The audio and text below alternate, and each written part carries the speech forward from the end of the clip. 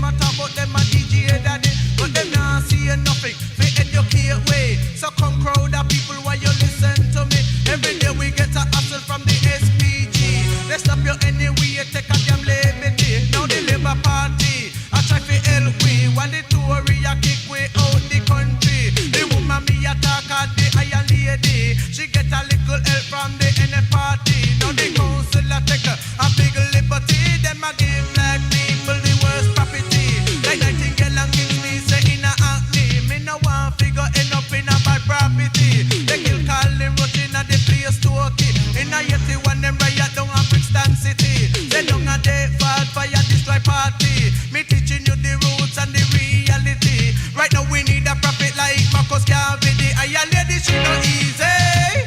The iron lady she no easy, Lord. The iron lady she no easy. Yes, greetings. We're there with you. Things and times. Yeah, cultural expression. We still there upon the African history. Yo, YouTube, what you do to me? Not go so, you know. Yes, we still there on the African history of this month. I want to bring something very, very interesting from the diaspora, within the diaspora, that which includes America. And I'm saying the challenges that African Muslims are facing, will be facing, are facing. Because the Pan-Africans are those who label themselves as young people in the US. They're just using a label. And people's got to understand, you know, it takes all, on this earth, this place called Earth, it's all kind of people. It's not just made for, it's made for human beings, but we have nations and tribes. Yeah? Nations and tribes on this earth. And the best of us on this earth is those who seek to know them, to know one another, and not to despise each other. But since we are the children of the slave, and we were put in bondage and everything, there's a pain, a mental pain, a psychological pain, and there's trauma. But we still know that God, Allah Almighty, created this earth and human beings and made us into nations and tribes. You understand? We know that. We accept that. We don't see ourselves as atheists, agnostics, or other. But if there's people who have that, more power to you. You understand?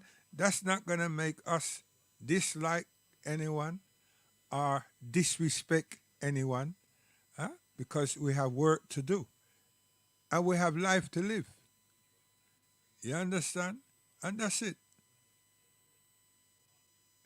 Marcus Garvey, there were variant set of people in the UNIA. And the primary people in the UNIA, from it leave England, from him left England and got to America, it was Muslim directives. The newspaper, his first job, there was no animosity and division. Some of you people need to ask yourself, where does that come from? And this thing called Arab and so forth bashing, where did that come from? And why don't you produce, or take the time out and produce who these Arabs are? Look into yourself and produce who these Arabs are. And another thing you need to also do, you people, is that the literature that you're reading is not coming from us. You've deserted Africa. And you seem to think that Africa doesn't have history, doesn't have scholars, doesn't have literature. Are you crazy? But then it's not your fault, because if you're educated where you are and it's only 1990 or somewhere like that, you start becoming conscious of the fact that you're an African American or you have African roots, and now you're trying to change that. I mean, isn't that somewhat mentally disturbing?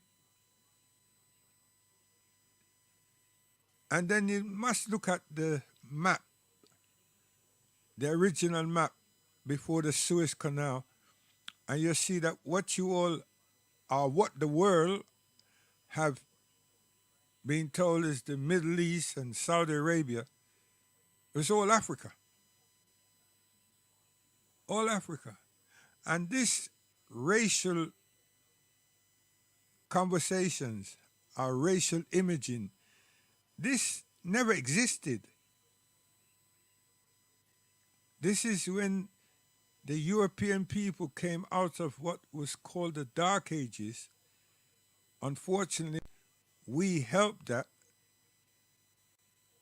and they became mentally aggressive and somewhat ignorant. And it was the Portuguese who land in Zambia and then other areas of Africa and started this slave thing. But you're saying it's the Arabs who taught the Europeans. Please, I keep telling you all, visit the continent and research our libraries, research our institutions. I know when you come, you'll find the Catholic college, schools, and so forth, but we still have our own. And I shouldn't say still, we do have our own. So if you're going to be telling people that you walk around Harlem or New York on your way to a basketball game or football, and someone has said that you are saying it was an African, don't like you, and listen, stop that nonsense. If you're a person that just wastes your time and we're visiting the country for education, we ain't have no time to lose. And we have no spare time. We have an agenda, we have a purpose, we're on a mission. So you have to ask yourselves, what is your purposes? You have to ask yourself that. And back to the literature. You know, there are people who dislike us, and they wrote a lot of things about us. And there are people who dislike Muslims, European people, and they write a lot of stuff, atrocious things about our prophet and what Muslims do and blah, blah, blah. That is facts.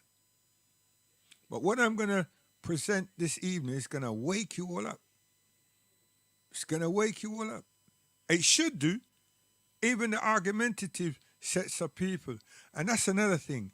You all did or have attended institutions of learning. You just don't have tolerance. Those who are online, you're disrespecting our relatives. You're disrespecting our ancestors. You're disrespecting us. It'd be useful to rerun and listen to yourselves. Seriously, especially those who keep saying they're dealing with education. Please, Please, are you trying to damage education too? Listen back to yourselves. You're taking the garbage of the street and putting it on the World Wide Web. And you feel strong about it. It's ill. It's very ill. Right. So what I say? We want to try build a nation. Come here. Listen good. I'm a dingo. Michigan alongside. Yeah, me mold up. Make them chant them down.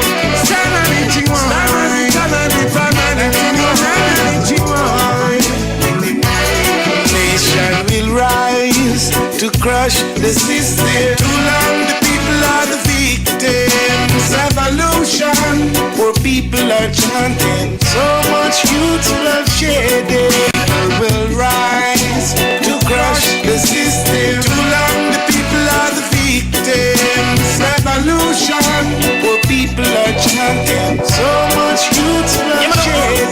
I said too long chilling, blood been spilling. Question is what are we doing? Revolution coming, change is coming. Tell me people what are we saying? Now we cup overflow, we can't take it no more. I and I have to rise and open up new doors. Read the books of the wise, take my mind from the floor. Revolution is a change and we have to explore. Nation will rise to the system. Too long the people are the victims. Revolution, poor people are chanting. So much youth bloodshed will rise to crush the system. Too long the people are the victims. Revolution, poor people are chanting. So much youth bloodshed. We should live peacefully, love and harmony, spreading more love to humanity, not genocide nor slavery. Our people need to be free from subhuman cruelty. All over the world you see, it's a destruction. So nation rise, come and take your stance. Too much molestation. Yeah, you see me? You see me? I'm very serious about myself. And I'm very humble about my people, which is us. So you see when we play some songs, I'm telling you, they're very meaningful. So all you have to do, that's what I say, listen, and learn. You understand? Seriously. Because playtime done long time. Games that people play done long time. We're not time for being ignorant. You know what I mean? Ignorant. You understand? So it's important to me, really. It's very important. You know, we have to value ourselves. Because if we don't, there's someone, excuse me, is there someone or something we're waiting for to validate who we are and what we're capable of doing?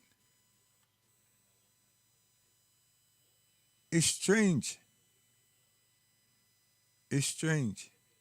So we want to go down the road and look at what it is that America has established and you people, African Americans, are not aware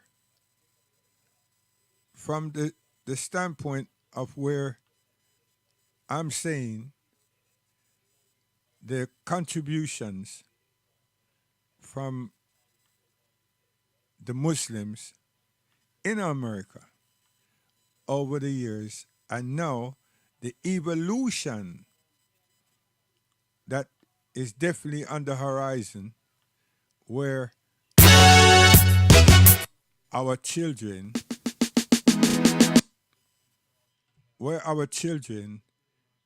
is taking the lead. And not just now, future to come, and we're developing it right now. And there is nothing, absolutely nothing, that can stop where we're heading and what we intend to do. We don't want to take over America. We don't want to impose ourselves on the American establishment. But some people will see it like that, because we're definitely going to be visible, and being visible, we're going to be functional. There's nothing that human beings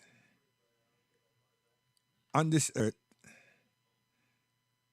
will be able to do about it. Nothing. You understand? Even those who are controlling things right now, there's nothing, absolutely nothing. Because, you know, the power's in the people. And unless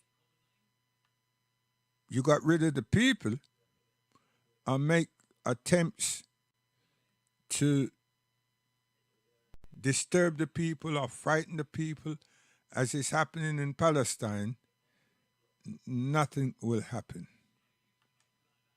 You understand? Nothing will happen.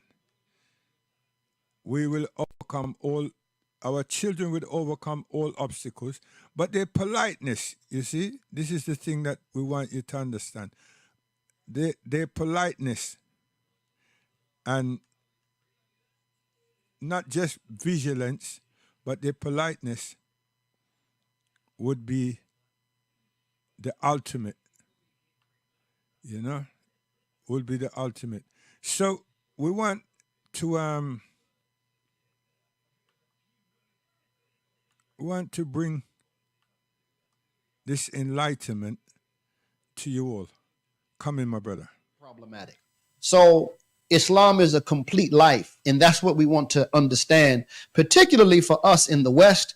And even if we don't live in the West, you know, even in the modern Islamic world, the world has become so influenced by the West, the modern Western world, that we have to consider that that even these lands that are traditionally Muslim, in terms of what's influencing them or the influences that are coming into them, these are Western influences. And we want to understand our religion for this time. Before we get started again, I want to remind everyone, support the channel, support the channel. Your support is very much appreciated. Again, for those who would like to support us, we have a few people giving us these super chats here. But a lot of people reached out to us, the method that we put up, which is our Cash app, which is $QSANDL. It helps us a lot tremendously. We're going to get back to putting out more clips too, inshallah, because the work has to continue. Also, we do have our courses, our foundations of Islam courses, as well as our Quranic Arabic courses. We have other longer, more, I would say, detailed courses. Those don't open back up for a few months, but the foundations course, the Arabic course, they're very, they're structured in a very simple way. An hour, going over the certain topics, and we're going to get into some texts in a range of subjects. So inshallah, If you haven't signed up, sign up for that. If that's your interest. We had an institute before we were online, and we were working in our communities before we were online. But our interest is to help spread correct understanding of Islam. So in that vein, let me focus on what we have for today. We left off with the topic. We were dealing with the topic of Islam in the future of America. And we really led with the discussion or an analysis of the narration of our first father, Adam, alayhi salam, as given in the Quran.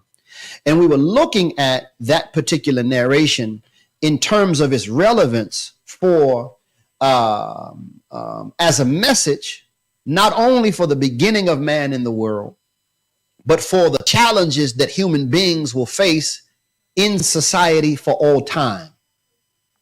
So we tend to think of the fall of man as occurring in the beginning only, but the fall of man as presented in the Quran and in scripture too, in general, it really represents a historical issue for human society or human civilization. For example, in the Quran, it's not quite like the Bible. The Bible begins with the creation of the world and then the creation of Adam and Eve, and then they're being deceived by the serpent and then them being put out of the garden. And from Adam comes Cain and Abel. From Cain, he slaughters Abel, but then they have Seth. From that generation comes the people of Noah. And God wipes out the people of Noah. And then from Noah, he has 3 sons. And from that generation comes the people of Ibrahim. The narration, so from Abraham, you get Ismail and Isaac, or Ismail and Ishaq, Ishmael and Isaac in the Bible. Then from Isaac, you get Jacob and Esau. And from Jacob, you get the 12 sons, all the way to Moses or Musa, upon all the prophets be peace. And then eventually you get to the story of the Exodus and the history of the Jewish people. So the biblical history, and I've mentioned this before, it begins with this broad view of the creation of the world, the creation of man, and then it streamlines into the history of the Jewish people. The Quran is quite different.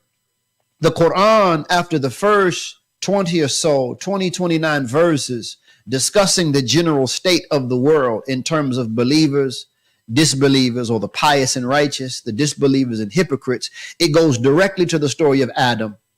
And after the story of Adam, it does not recount the story of Ibrahim or Noah, etc. It goes directly to Bani Israel, from Adam directly to Bani Israel.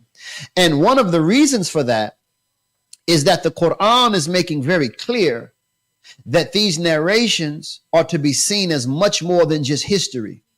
This history given in these narrations, they are to be seen, as I've mentioned, templates, as narrations discussing the general state of human beings. In other words, just as Adam was put in the garden, just as Adam was given a covenant by Allah to obey Allah, to eat from the garden but not approach the tree, and just as he was deceived to disobey and he lost the garden, the same essential structure, the same type of covenant Allah established with the children of Israel. He liberated them from oppressive Egypt. He brought them into their own land and he gave them a covenant. And as long as they were to keep, as long as they did keep the terms of that covenant, they would be in good shape or in good condition as a nation or as a people. But the moment that they broke the covenant, and not just the instant that they broke it, but that they kept on breaking the covenant time and time and time again, eventually Allah put them out of their land, just like the first man was put out of the garden. So this is an issue that is pointed to in the Quran in relation to the first man, in relation to those people, the children of Israel, but it's also given to the Muslims as a warning as well. And our prophet, praise and peace be upon him, in his teachings, he gives this warning to the Muslims. Now, I'm saying all of that simply to say that is the lens or the view by which we have to understand our modern circumstance. Because Allah, he says in the Quran, even when addressing those earlier generations, the people of Abraham, the people of Jacob, he says that is a generation Indeed, it has passed away. For them is what they have earned, and for you what you have earned. And you will not be questioned concerning what they did. When we read scripture, when we read the history of the world, we have to understand that even in general history, these are nations that have passed away. They have what they did. We have what we do. But what we can learn, as Allah says in the Quran, travel throughout the world and see what was the end of those before you. What we can do in the study of that history is learn what has affected nations, what has brought about their corrosion, what has brought about their weakening, what has brought about their downfall. And we have to ask also the question further, are we on that same road? Are we making the same mistakes as those nations before? Are we making the same mistakes that Allah points out as the cause for the fall of nations in the Quran? And are we making the same mistakes that we see in man's recorded history that brought about his fall? That's where we want to be. So we were kind of there in our last session regarding Quran and society. And we left off with a discussion of, or an introductory discussion of the issue of America, the nation. So today, that's what we're picking up with. And I really want to just put our minds in the focus of answering the question or considering the answer to the question of what is America? What is America? Unfortunately, in this modern time, we have been affected by discussions around racism, discussions around structural issues, and we tend to associate America simply with whiteness or white males. But if we look deeper, and if we are able to remove sort of these prejudices of the modern time away from our mind's eye, we really can see that America, in its most correct framing or picture, is an ideal more than it is anything else. It is an ideal. It is a set of principles. It is also a set of aspirations. And all of these sort of gravitate or rotate around an ideal. The foundations of this country, the United States of America, what got this country started was things that we can read about in history, but I'm focusing specifically on ideas at the moment. Certain documents that professed the inherent nobility, dignity, and honor of the human being. And that's what we addressed last time. The Declaration of Independence has in it the language, we hold these truths to be self-evident that all men are created equal, and that they are endowed by their creator with certain inalienable rights, that among these are life, liberty, and the pursuit of happiness. And we mentioned before how this recognition of what the human being is, we find this expressed already in the context of the Quran and in the context of Islamic legal and thought tradition. So the Western world was not, the Western thinkers, they were not the original architects of this type of view of what the human being is. But what we can say, if we give the Western world credit, it appears that these Western thinkers were the first ones to give this type of recognition of what the human being is. They were the first ones to make that a part of the architecture of their society. Meaning that whereas the Muslim world leaders and thinkers had this perception of who the human being is or what he is, the thinkers existed separately. They were working separately from government establishment. The government leaders, they may have had scholars in their courts, judges in their courts, but the very structuring of the law from the ground up, much of it was a separate affair from the intellectual output of these thinkers in Islam that came to these rich understandings about what the human being is. And this is something very unique in the history of the Islamic world. After a few years after the passing of our prophet, praise and peace be upon him, a relatively small amount of time, the government, the Khalifa, which becomes, it morphs into the sultans and all of this, they have they're basically ruling like kings. Though we have the term, the Khilafah in Islamic tradition, the manner in which they ruled was more so like kings. And that's just historical fact. And the influence of the Islamic leadership, particularly the legal thinkers, upon them, it was touch and go. There's a lot of history of actually great pious thinkers in Islam being oppressed or what do you call it, persecuted by those governments. But in the West, what I believe to be something unique in the West is that they took the language from the religion, they took the perception of man from their religion that they were influenced by Muslim thinkers, and they wove it into the very fabric of the structuring of the ideals that would make up this society called America. So that's the declaration, recognizing that all human beings are created equal. That's what we believe in Islam. That human beings have life, created for liberty. Again, that's the intellectual freedom, the pursuit of happiness, the right to have wealth, etc., or own land. That's what we believe in Islam. And all of these rights, though they don't say it in the scriptural context, all of these rights that are given to us from our Lord, they were first given to that man Adam. And because we are all descendants of Adam, we all have these sacred rights.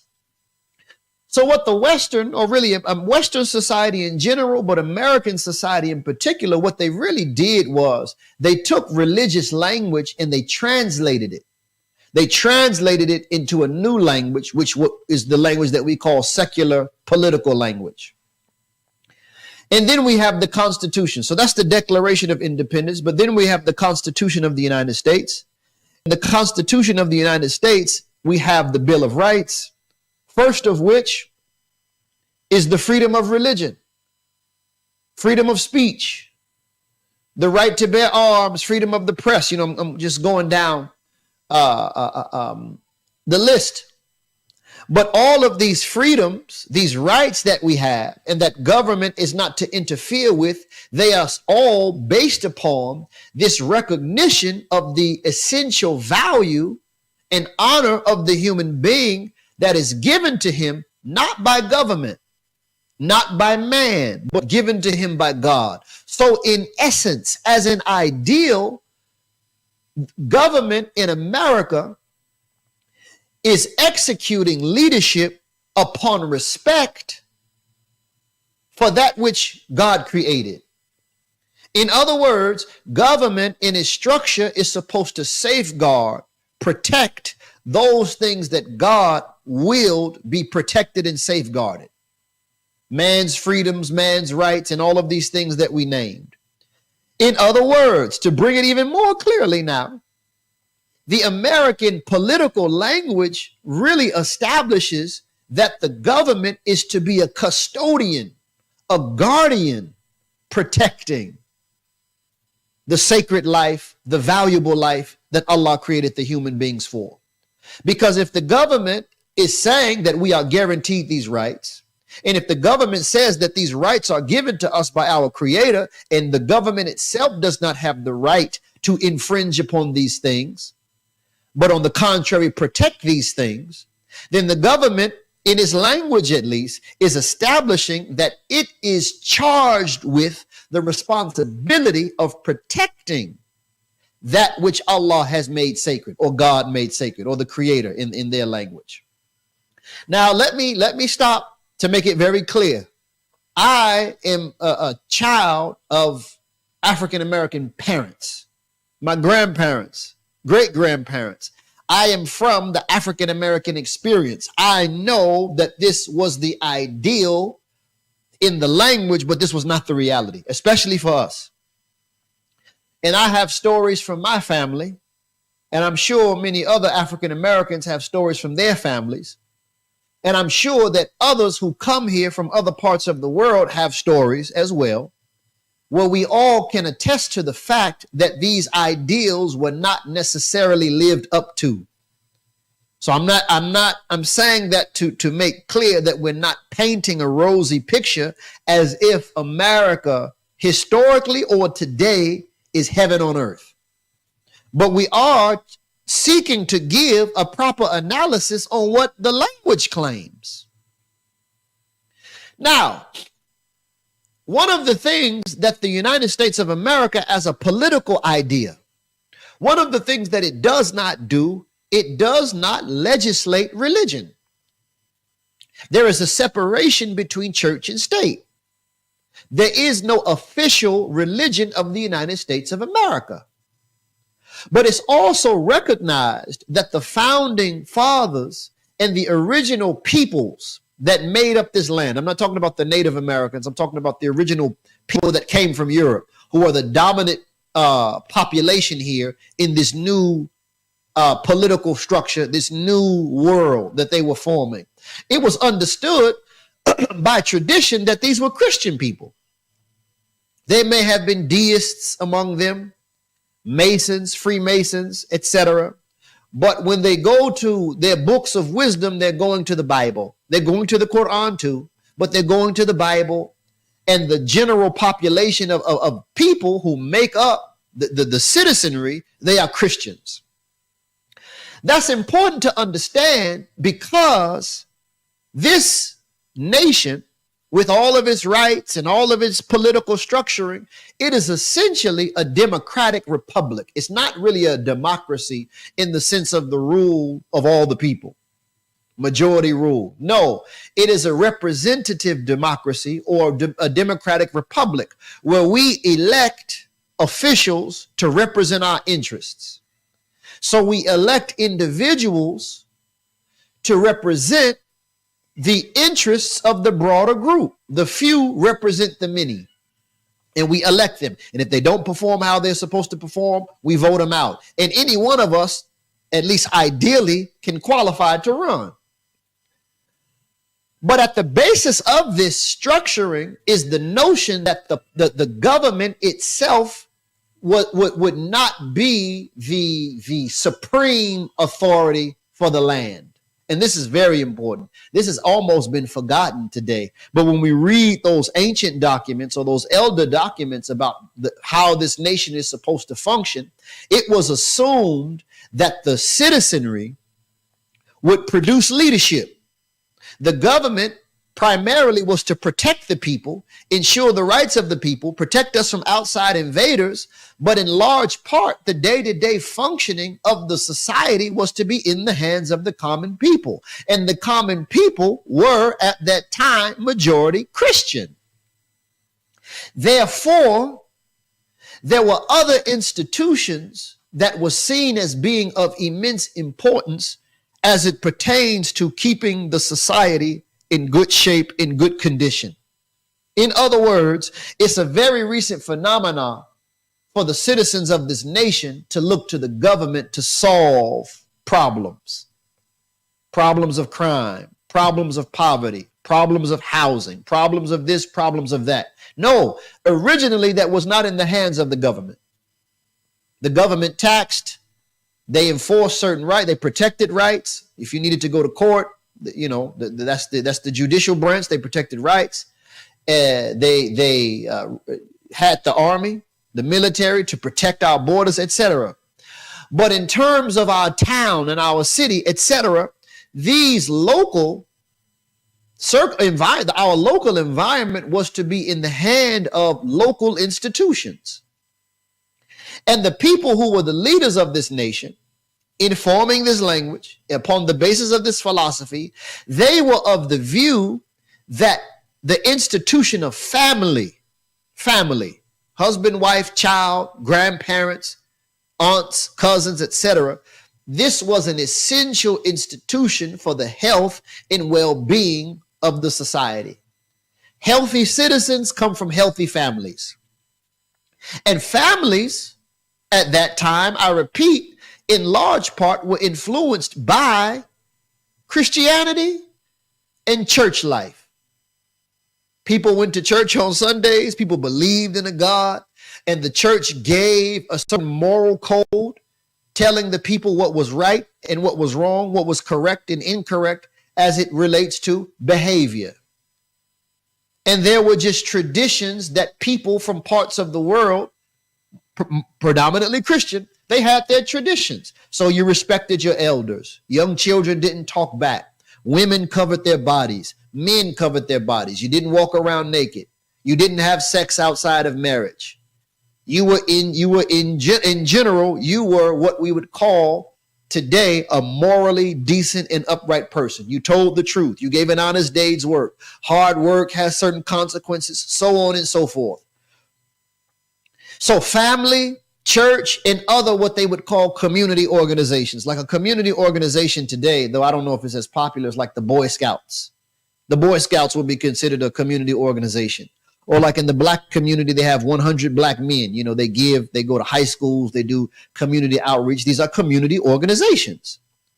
In other words, these are other institutions outside of the government that shared in the responsibility of seeing to it that the society or the people remained whole, W-H-O-L-E, not broken up, not fractured, not in disarray. That's what it was. And the belief is that as long as these things are in place, these other institutions are in place, then the society as a whole has an opportunity to flourish. Because as long as we have a morally conscious, a righteous public, then we have in place what would be the necessary foundation for this nation or any nation of the world to be successful. Because a morally conscious public, these will be the people that will go to school, and when they get education, they can actually sit in the chair and learn and appreciate education. They would respect the teacher. When they go to work, they give an honest day's work, so on and so forth. And I repeat, Christianity was the most powerful influence serving as the moral basis of this society. In other words, to just put it very simply, as long as people were Christian, following Christian principles, then the society, to a large part, was a morally sound society. Let me repeat again, as a descendant from African American history, I am aware of the immense hypocrisy that existed in this nation from its outset. The same hypocrisy that men like Frederick Douglass addressed. Because the same nation that claimed civilization and claimed Christianity also had slaves. And the treatment that was meted out to the slaves was some of the worst treatment meted out to human beings in the history of man's existence in society. Still, so I'm acknowledging that. And still we can say, if we reason, that though there was hypocrisy in terms of their treatment, so the whites or Caucasians in their treatment of the African Americans, we can clearly see hypocrisy. We can clearly see a lack of Christianity influencing them. We can clearly see that. We also have to say that amongst themselves, at least in their communities and churches and families, and amongst ourselves as the second class citizens, amongst ourselves, we had community, we had family, we had church. There was still some overarching principles that we as separate groups conformed to. That's just facts. Most of us who grew up, even if we had grandparents from the South, these were generally religious people. These weren't saints. These weren't perfect people, but these were people who had a set of standards and values. You didn't talk back to your parents. You didn't talk back to adults. You didn't walk around half naked, so on and so forth. Everyone knows what I'm talking about, I believe. What has happened in the past 50 years, if not more, maybe a little less, is that this Christian fabric or this Christian foundation that had served to support family and community organizations, and really even the government, it has eroded. It has eroded. We can almost say that it's almost, not completely, but it's almost non-existence. The moral fabric of the American people has become more and more corrupt, and its strength has become more and more diminished. In other words, Christianity is not as strong as it used to be. Therefore, morality, family, these traditional values are no longer here with us, influencing the behavior of the American public.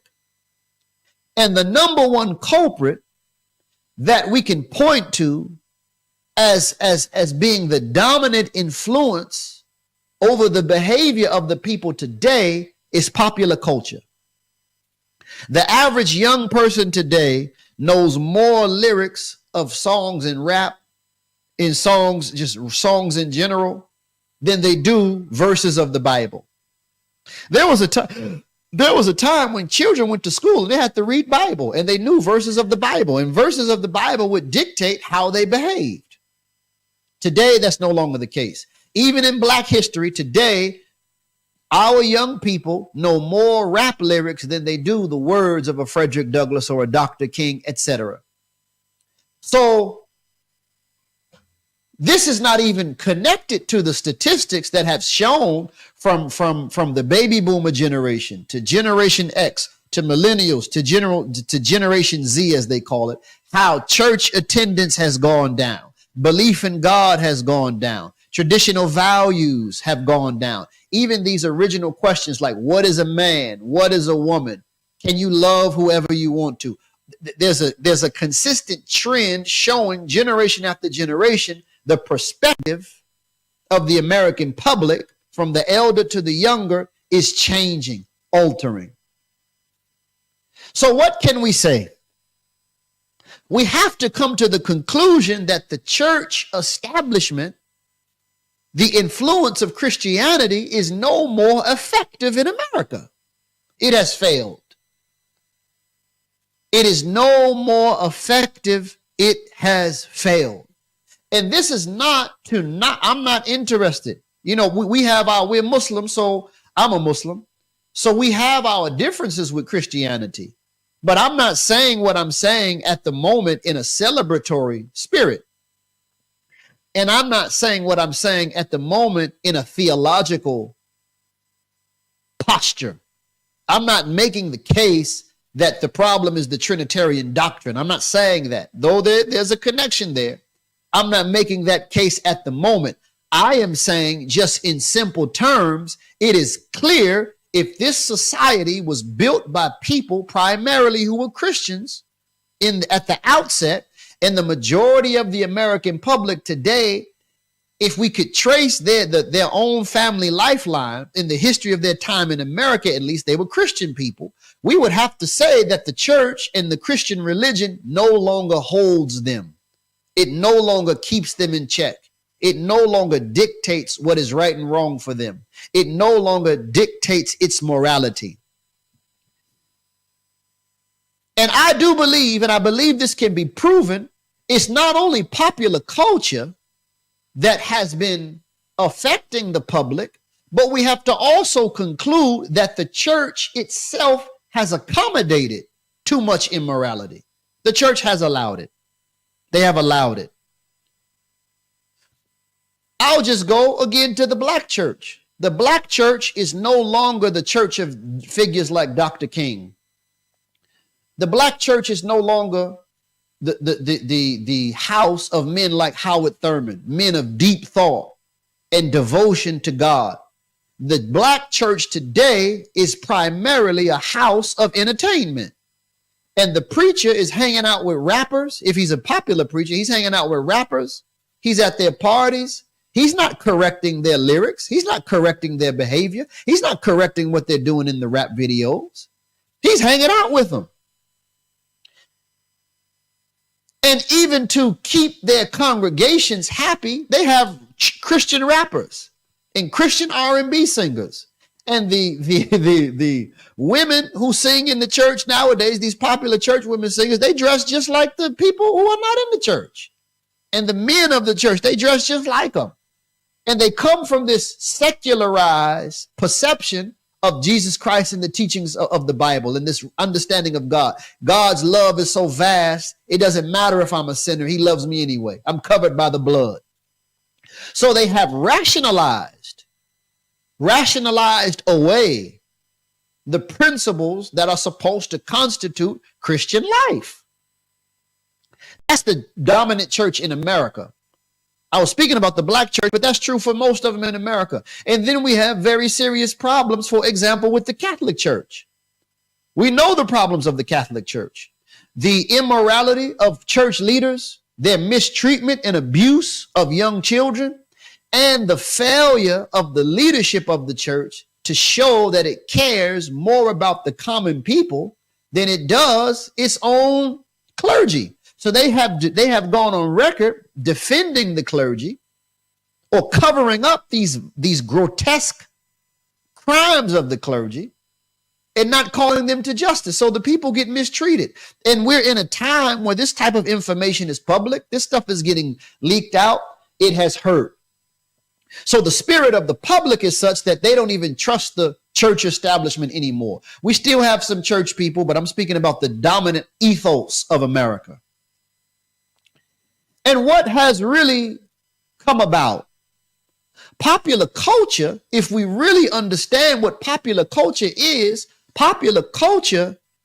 the spirit, it carries the spirit of, it gives the influence of paganism.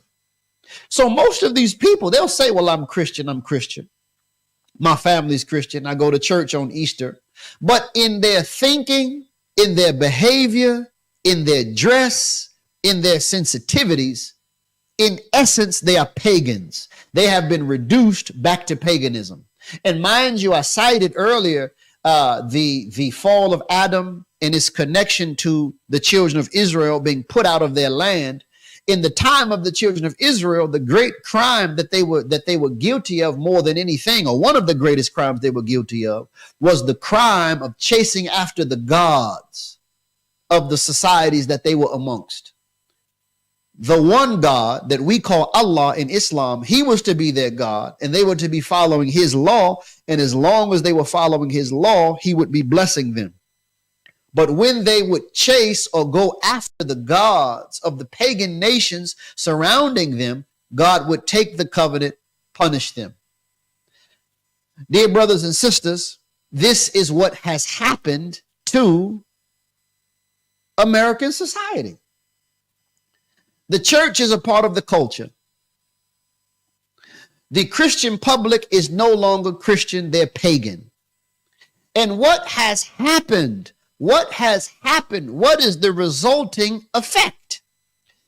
America is no more a superpower. We're a superpower perhaps in dollars, and that's being tested now. And we're a superpower in military strength, and that's also being tested now. It's just a matter of time. But what holds up a society and keeps a society strong, I repeat, is not its dollars, it's not its economic strength, it is not its industrial strength, it's not its military strength. As Allah tells us in the Quran, the strength of a people is their moral strength. So let's go back to the narration of Adam. You know, it says that when the Satan wanted to bring our first parents out of the garden, or he wanted to really disprove them of being worthy of this station Allah created them for, as we mentioned last time, it is said that he deceived them so that he could reveal to them or show them something of their shame, to bring them out of their clothing so that he could show them something of their shame. It says the Satan whispered to them in order that he exposed to them what had been hidden to them of their shame. Meaning that there's a lot of meanings there, but the understanding is that they were covered by something. And this is one of the differences between the Quranic rendition of the story and the biblical. The Bible says that they were both naked in the garden. And naked here means natural, in their natural state. Like a baby comes from the womb of his mother naked. It's in its natural state. Allah says in the Quran that they were clothed. They were not naked. And the understanding is that the original dress or the original garment of our parents, don't think externally, think internally. Because he says, I'm going to read the Arabic, he says, Ya bani Adam, قد أنزلنا عليكم لباسا يوري سوآتكم وريشا ولباس التقوى ذلك خير. He says, O sons of Adam, indeed we have sent down upon you clothing to cover your shame. Now remember, Allah also says prior to this that the Satan deceived them to bring them out of what was hidden from, to bring them out of or to expose to them what was hidden of their shame. And Allah says here and later on, we have sent down clothing to cover your shame, as well as for like, Risha is like the feather of birds. So it's related to beauty, and it's really a spiritual urge in us to beautify ourselves. And that's what human beings do. We do this all over the earth, no matter where we are, even amongst people that we would consider primitive or that they call primitive. Human beings beautify themselves, and this is seen as a spiritual quality in our fitrah. He says, وَلِبَاسُ التَّقْوَى ذَلِكَ خَيْرٌ. But the clothing of taqwa, that is the best. Now, why is that important? This verse that I just read, it follows after the narration regarding the fall of Adam as given in the 7th surah. The understanding amongst the teachers in Islam is that not only is Allah saying that the clothing of taqwa is the best clothing, but it is really the first clothing. It's the first clothing. Meaning that the statement or the understanding of the human being being taken out of his clothing is really saying that he was taken out of his clothing of taqwa. So the question naturally is, the question we are naturally brought to put on the table is, what is the exact meaning of taqwa? What is this taqwa? It is translated as God consciousness. Some even translated, I've seen it as righteousness. But it comes from a word, a root that implies fear. Fear from something that would bring us harm. Fear of those things that would bring down the value of our life. That would just bring us harm in general. So for example, animals have a natural fear of fire. And human beings too, that includes human beings. As a matter of fact, in the animal kingdom, many creatures have a fear of that which they just sense will be harmful to them. So you have animals of prey and you have predator animals, and those animals of prey, even how they develop, their eyes tend to be more widespread so that they can look around. Their ears tend to move in more directions so that they can pick up sounds. And the slightest gesture in the leaves or the slightest movement that they pick up, it sends them off running. They have been created by God to register danger, and they are fearful of that which brings about or causes them danger. And we as human beings, we also have an innate sense of that which will bring us harm and that which is safe. And this innate sense, as it matures, as it becomes educated, it evolves into what we call in our common everyday discussion or language, our moral sensitivity, our moral sensitivity. So taqwa, there's really no word for morality in an exact translation from the Quranic Arabic to the English, but it's the best term we have. So God conscious is a strong term because it relates to the fact that from an Islamic perspective, there is no morality or to understand morality, we can't separate God. Because God is the one that gave us our moral nature.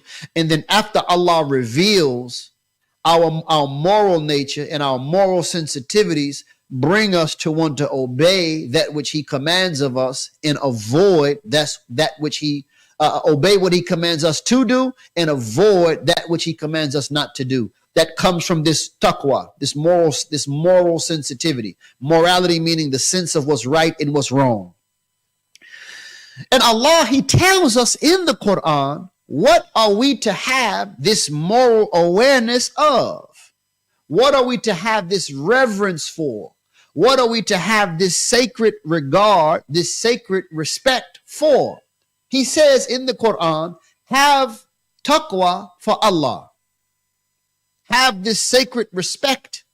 Have this moral sense for God himself, meaning that our moral nature should be tied into what I just mentioned, really, the fact that we are to obey God. We are to do what he commands and avoid what he forbids. Have this regard for God. And that's first and foremost in the life of a Muslim. And I'm not a Christian, but I'm familiar enough with Christian and Jewish teachings to know that though they have different language, it's the same for them. They are to have God uppermost in their life.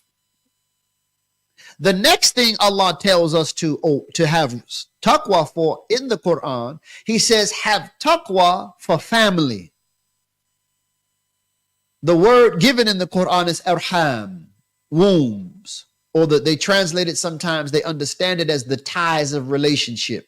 Because the mother, we form in the womb of our mothers, and then when we're born from her, traditionally, unless something else goes wrong, we are under her care. And it's not just for the most part, or in most instances, we're not just in the world as individuals, we have siblings. And she is raising us in the home, and the home is sort of a second womb. And from the home, family life extends, social life comes into existence. So God says, now do not only have sacred respect for God, don't only have this moral sensitivity for the sacred, for the sacredness of our relationship with God, but also have this same moral sense in relation to family life. And then in another part, he tells us, have taqwa for the fire. F-I-R-E. Have this sacred respect for the fire, whose fuel is men and stones, meaning hellfire. And hellfire in the Quran, as taught in the Quran, it is the result that follows from incorrect, inappropriate, undisciplined, unchecked behavior. And we are taught in the Quran that the hellfire is not something that starts after we die as a mortal flesh creature. The hellfire actually begins in this life. Heaven too. This is the teachings this is the understanding of the teachers in Islam commonly, because it's established in the Quran and it's established in the tradition of our Prophet sallallahu alaihi wasallam in his teachings, that the hellfire and paradise both begin before we die. But the hellfire, it is the result of human beings living in a way in which their behavior is unchecked, undisciplined, and they become driven by the pleasure principle. They become driven by the need to satisfy their appetites for hunger, for sex, for wanting to be seen among people, for wealth of this world. They become so driven by these things that they leave or they come away from intelligent balance, and they forget about God, and they become consumed by pursuing these pleasures of the world. And really, from another angle, in the context of the Quran, as it is given in scripture, these things that people pursue are also idols. They're also considered idols. So that's why shirk and idolatry is the doorway to the hellfire. Because there's the idolatry in religion of actual religious figures being presented as God. And then there's the idolatry of actual appetites and pleasures. As Allah says in the Quran, do you not see the one who takes his own desires as his God? And that is what leads to hellfire in this life and the next. So this notion of have sacred respect, sacred regard for the fire, it is saying protect your moral nature so that you don't lose your moral nature and give yourself to immorality, which results in you being dominated by your passions. You're being dominated by appetite, dominated by anger, dominated by lust. That's the warning. Now, why am I mentioning this? Because if the fall of the man from the state that God put him in, if it is to be understood in connection with the fact that he came out of his clothing of taqwa, he came out of his covering or his protection of taqwa, it is saying that the warning for nations, remember, we're using the narration, but we're looking at it as a warning for nations. The warning for nations is that we are not to come out of the protection that God gives us, the protection of putting God first, reverence for God, the protection for reverence for family, and the protection of reverence and respect for sound, moral, disciplined life. And these three primarily go together. Because if we lose reverence for God, that brings about, or that opens the doorway for the breakdown of family life.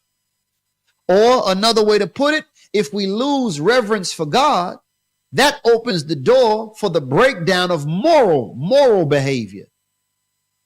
And once the moral behavior breaks down, then the family breaks down, quite naturally. Or vice versa, if the family breaks down, then quite naturally morality breaks down. So check the statistics. In the late 1960s, there was a warning to the black, it was really a governmental warning. One government official was warning other government officials about the breakdown of the black family. And at that time, the divorce rate was, the out of wedlock rate was somewhere around 25%. And he saw this as a major problem. Now it's 70+% of children in the black community born outside of without a father. And now the 20% this was a white man warning the leaders of this country about, and he was worried about it. That's the statistic of white America now. Hispanic Americans, I believe, is 50%. Read the statistics about the academic performance, the psychological health, the mental health, the crime rate, and the likelihood of crimes committed by people who are born and raised in homes without fathers. So there seems to be a correlation between the breakdown of the family and the collapse of moral standards and moral behaviors. And there's one author, this woman actually is a Christian, I forget her name. I have her books, but her theory is that actually the breakdown of the family is to be attributed to the rise in atheism and secularism. In other words, we lose family first before we lose contact with God. And I can understand her reasoning, because if you think about how you grew up, if you grew up in a religious home, you knew your mother and father before you knew God. Your mother and father, they're the one that instilled in you the fact that God is real and obey God. And then they sort of turn you over to the religious life. And that's the way Allah made it. But however we look at it, what the Quran is establishing is that reverence for God, reverence for family, reverence for sound moral behavior, that is what protects a people. That is what protects a society. And when one is lost, the rest fall. So if our respect for God leaves, our moral senses eventually leave us. And if our moral senses eventually leave us, our respect for family goes. Because remind you, to respect family is not just to say I respect my mother and my father. It's to actually have respect for the sex act, the act of having sex. You don't have sex without a conscience. How else could it be the case that all of these babies are born in homes without fathers unless people are having sex without any conscience? How can we have it in places like Atlanta and Houston where the STD rates are so high? People are having sex without conscience. So respect for family is respect of everything that constitutes family life. If children are being raised in homes where there's no respect for God, no respect for morality, no fathers present, no mothers present, no extended family, this in turn affects their behavior in school. So the numbers show, and the warning in scripture shows, that not only does moral nature begin to fall, the nature of the rational intellect begins to fall. Its performance, its ability to perform as it was created to perform, that also goes away. And in time, everything that constitutes a healthy society falls. So America, I'm giving this to simply say, this is what has happened to America. We can look at, you can look this up, this take up too much time to go over all of these things. Look up what they call in this country the sexual revolution. The sexual revolution. How they pushed this notion of people, the traditional way of husband, wife, and family, and not having sex until marriage. Look how they did away with that. And they lifted up men like the founder of Playboy. They lifted him up as an icon of this society. Playboy and Penthouse and all of that. Look how they lifted those people up. Look how the music changes from the 40s to the 50s to the 60s to the 70s to the 80s. You got James Brown in one decade singing, this is a man's world.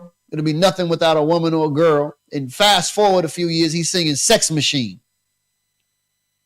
And all of these popular singers in our history, Sexual Healing. These are songs. Between the Sheets. This is before rap music. They kind of try to make it seem like the rappers brought on all of these problems. Not necessarily so.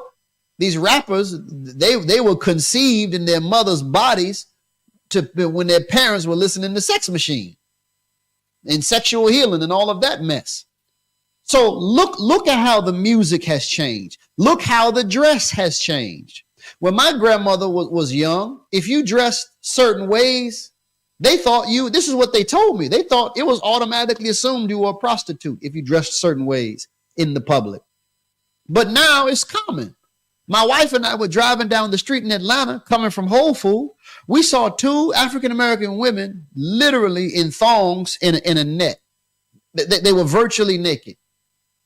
They had a net, those black nets. I don't know what they call them, in a thong. And we had passed another group. No one wears clothes anymore unless it's cold.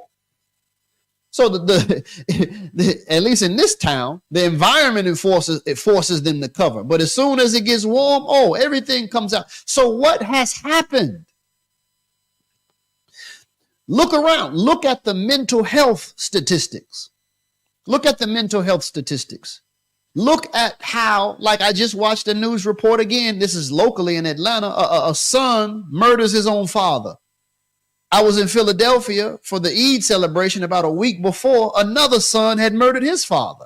Now, mind you, all of these things are prophesied by our prophet, praise and peace be upon him. And I don't want to just keep going down lists and lists of tragic things. I'm just citing things as they come to mind to show how we are in a radically different time as it relates to human behavior in society. Our academic performance has gone down. Our mental health has worsened. Our family strength. We're not connected to our families anymore. Even at the level of patriotism, like people are not voting like they used to. The voting numbers are down. People are not joining the military like they used to. So when we look at the government now, and when we look at, for example, the presidential race, and we look at Donald Trump and President Biden, and we say, we can't find another candidate. We can't find a better candidate. We have to understand that these men, Donald Trump is not the problem. I know Muslims say he's the problem. I know a lot of blacks say he's not the problem. He is the effect. He is the result. He is the fruit of a corrupt tree. He is an indication of a much bigger problem. He is the product of a corrupt moral environment within America. Because there was a time when this country produced leaders. They had their flaws, but there was a time when this country had leaders of such a station that a man like President Trump and even President Biden, they wouldn't even be able to run against those men. But that day is gone. This is the best that they can produce now. So the strength of the nation externally, it still has its presence, military might, etc. But the strength of the nation internally, more and more, is getting weakened, weakened, weakened. Now, why are we saying all this? Why are we saying all of this? Because we're Muslim. Our life is the life of Islam.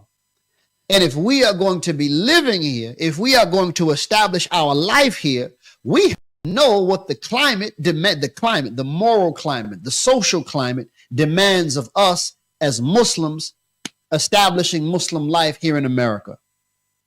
That's what we have to be. So inshallah, when we return, when we come back for next week, that's what we really want to look at.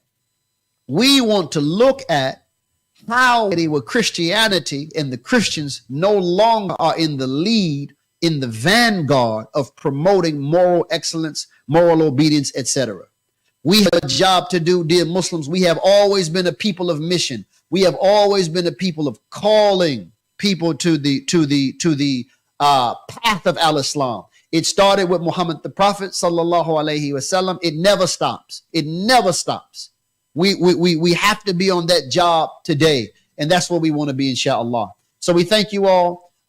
Inshallah, again, we'll continue.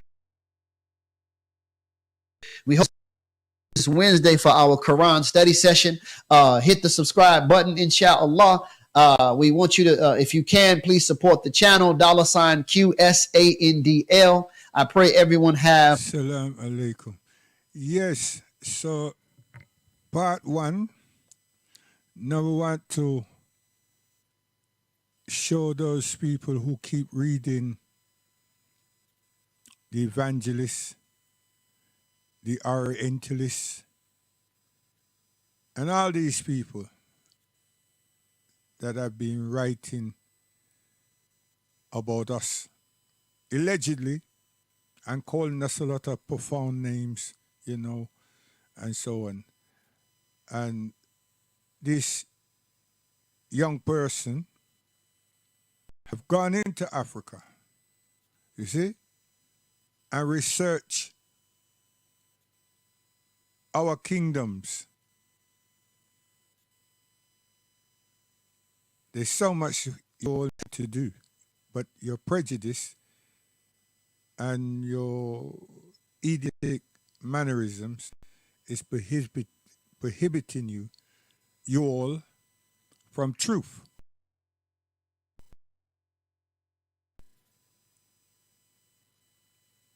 We who study sociology and psychology, we can definitely understand, because it's true, the education that you received, and you evidently believe in the European structure. No matter how you talk, you believe in it, because you don't look outside of them. You stay within, and you fight, you argue, and you disrespect each other based on what you've gathered from their sources. Stop it. So, Muslims, African History Month, come here. If I had to sum up today's video in one word, it would be resistance. Welcome back to the Black History Buff podcast. Today, we're diving deep into the story of a remarkable but lesser known figure from African history. Abdel Kader Kane.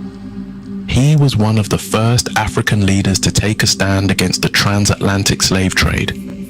Stick with me as we uncover the inspiring and courageous life of Kane, the first Almami of Fouta Toro in modern-day Senegal. Picture this.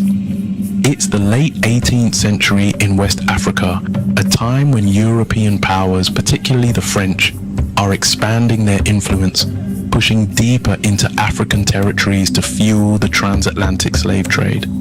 But amidst this chaos, in a region called Fouta Toro, a strong and devout Muslim leader emerges, determined to protect his people from the horrors of slavery. Stop. You see? So we see one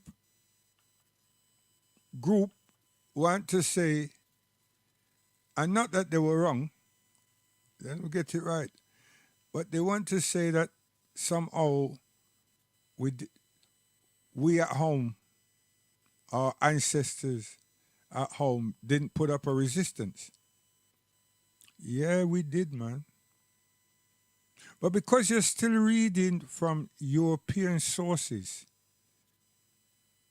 and theologian sources, and what's the other one? Sources, and you feel definitely convinced, you're not checking and speaking to us as Africans, and you haven't taken the time out to say, listen, let me just put down this $1,000 and take a trip into, oh yeah, Tanzania, Nigeria, Zimbabwe, Zambia. You understand? Yo. Because I want to know firsthand from our ancestors. I want to see and smell our ancestors and spend some time reasoning with some elders about the past and ask the questions. Why didn't you all come running for us even now?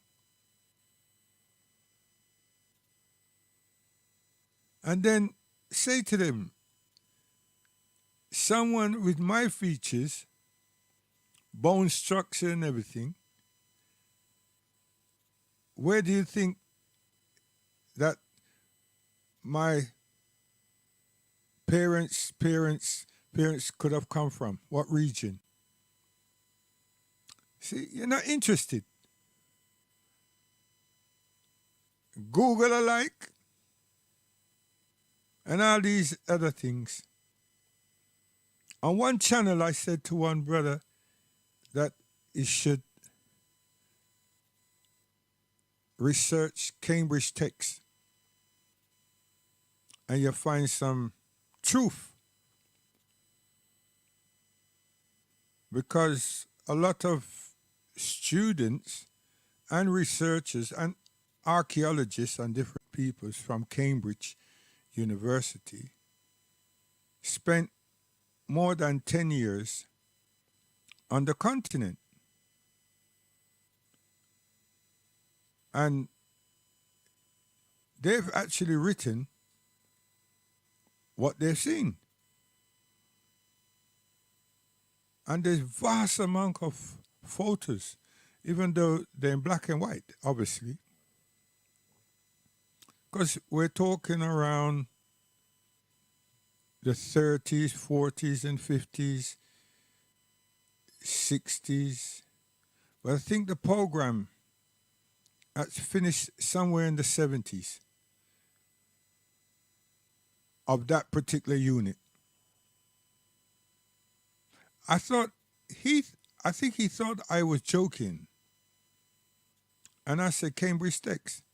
But after a couple of weeks, I saw on one of the brothers' channels some articles that at the top, I don't know if you put it for me to actually see, but it was the Cambridge text.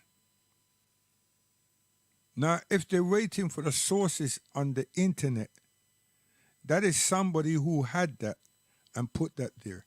That is not done by the university. And what is done by the university, you have to be a member. It's not there for society in communities and the world. No. Because we have to look at the authenticity the authentication of that which you put out, and with people plagiarizing and changing to suit their own narratives. See? And I even told that brother, I said, listen, take membership out. You understand? And you can go to the state library and do your registration there, or go to Harvard or Georgetown, and do one of your museums and take your registration out there, and then wait when they validate you, because they're gonna make sure that you're authentic. You understand? That's it. And he took it as an offense because several times I saw him, or saw his features on some services, and I just said, what are you waiting for? Cambridge is waiting, or you want to go to Oxford? Which one? You understand? Apply to any of them, but in terms of information, upfront information, Cambridge takes. You understand? Because all that other stuff you have is rubbish. It's rubbish. Those Orientalists, rubbish. Like now there are people who are saying that our prophet sent so much people into war so that the likelihood they would be killed and he would inherit the women. Where did that come from? That came from a university kid from Indiana or one of these universities. I don't have it in front of me right now, but I do have it on my computer. And he was cautioned and then released from the course of that said university. But because of the way the internet runs and people have all these different uses, he's hanged it up there. Unfortunately, the African American communities that disapprove of faith people and so, they've grabbed it. And then they post it. And then they speak on it. And then there was a person who come rubbishing Arabic, but want to say that my ancestors taught him Arabic. And the way in which he behaved and his presentation, I know that was untrue. Because if you know the cultures and right, you just know. It wasn't the language, it was about his mannerism. It was untrue. But he wanted to say, so my thing in the chat was, name your sheikh, your tutor, your teacher, just name. Or name the area to which you attended school in Sudan. Up to now.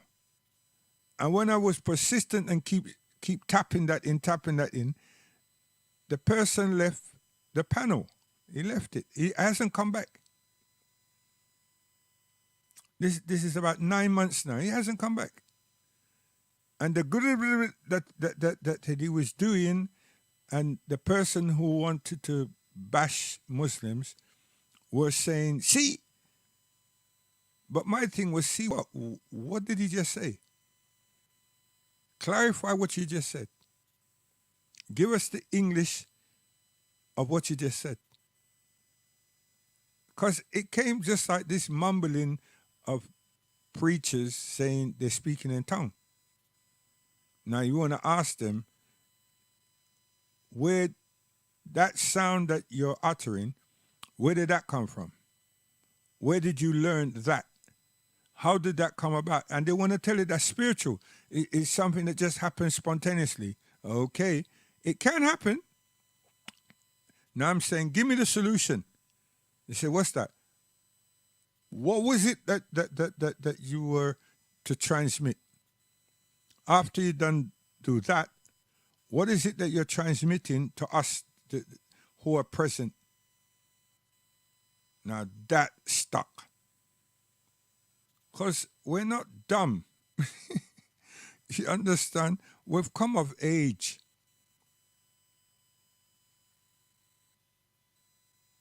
So those people that are doing the propaganda on the prophet and then say that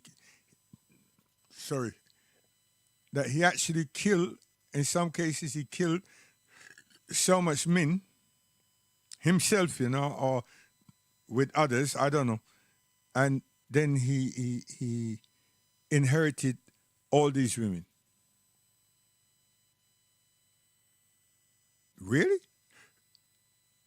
Now that's running in many churches by these, these television evangelists. It's happening. But guess what? It's not Caucasians. It's by African black men.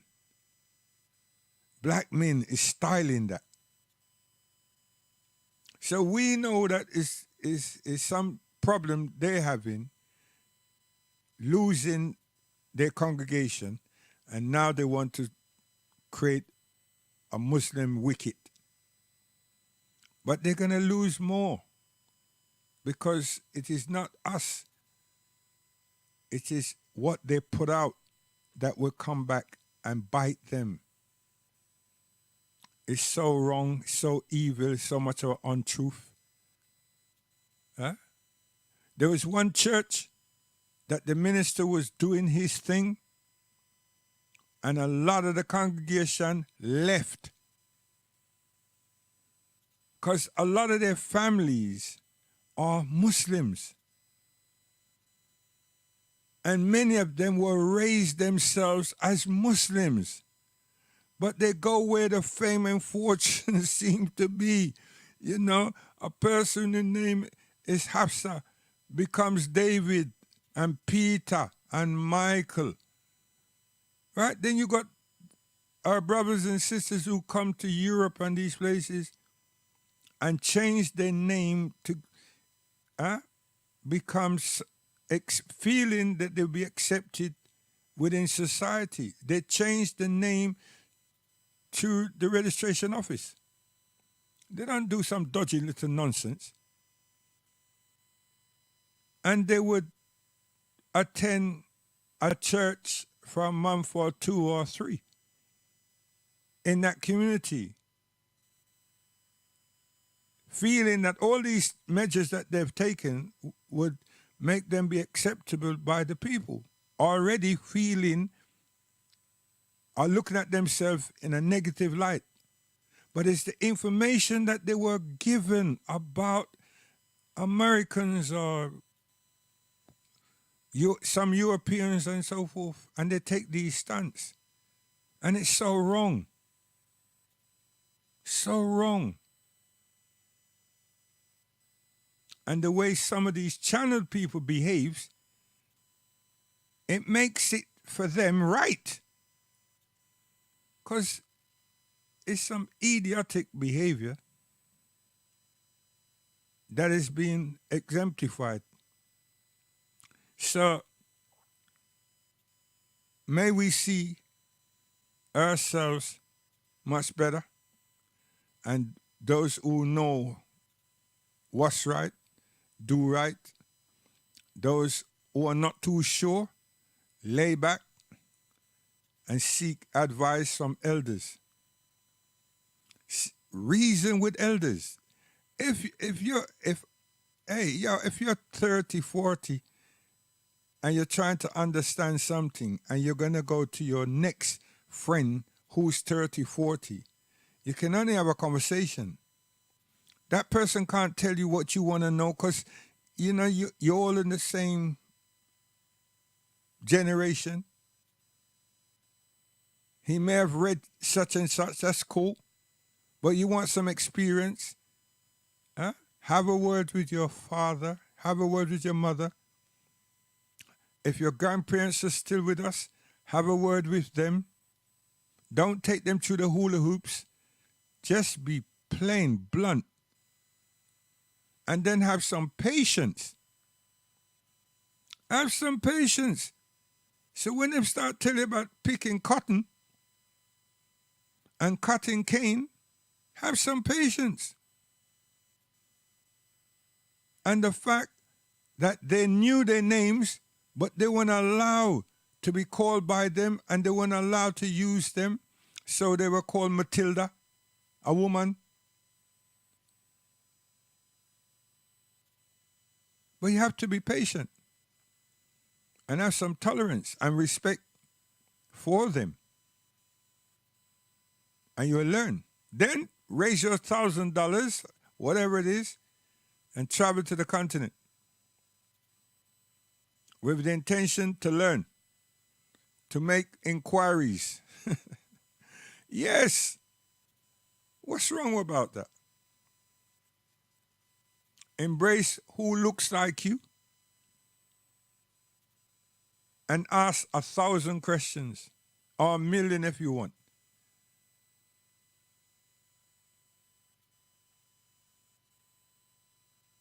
It'd be a great thing. So we're saying we're going to play out the month is the 25th, and this one is 31 days. So we got some time, some days left, not time, some days left to put African history into a conclusion in relation to reparation, slavery, and al-Islam. Oh, not al-Islam, Muslims. Beg your pardon, Muslims. So we're saying to you all, Salam alaikum. And all of those that are trying to do this thing called reflection and Pan-Africanism and everything, you haven't been reading Pan-African from an African perspective, even though the person who from 19-something wrote something. No, that's a person who escaped through a lot of different documents, and they still haven't mentioned Nkrumah. They still haven't. They still haven't mentioned His Imperial Majesty Selassie I. They mention Marcus Garvey, but not what Marcus Garvey was doing. They mention W.D. Du Bois, and there wasn't a study on how Du Bois actually came around to respecting Pan-Africanism. And then he used his intellect, his education, because many of his friends or his associates were Pan-Africanism. They were also part of the Liberian project. They were also part of the Freetown, Sierra Leone project. So there's so much from that side to look at and understand, and then to appreciate. But it's that if Du Bois did not demean Marcus Garvey, what could have been. But Du Bois was moving with the middle class, and he was an academic. So obviously he's proud of himself and his surroundings, and they made him felt more than special. They did not really want him with the revolutionary-minded activism set of people. They didn't. And he worked with that, even though his thing was that he was plain. So it's only between his soul and God that knows that. And some people had to survive that way, you know? They're working for us, but it would seem like they're not a part of us. You see? So Du Bois, he finished up in Africa. It wasn't that he was staying away from Africa. No. He went into Africa. So that's a big, big, big plus. If there's an A, that's 12 pluses, an A with 12 stars. And I use 12 because we're always talking about Hebrews and the 12 tribe of Israel and everything else. You understand? So he deserved that. Now, just to think that if himself could have reconciled with Marcus Garvey, and then he took Marcus Garvey to Africa. Wow. Because Marcus Garvey spoke about Africa and wanting a repatriation. But Marcus Garvey never landed in Africa at all.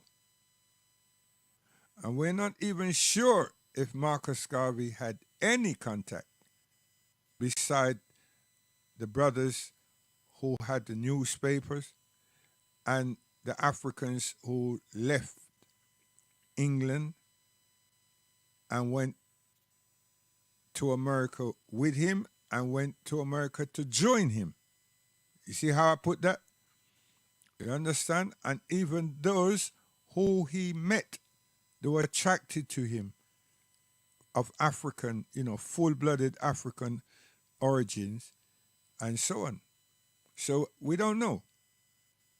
We don't know. They did him an injustice because they just didn't break him. They took away his administration. And that's another question. What did happen to his representatives? I mean, more than 4 million.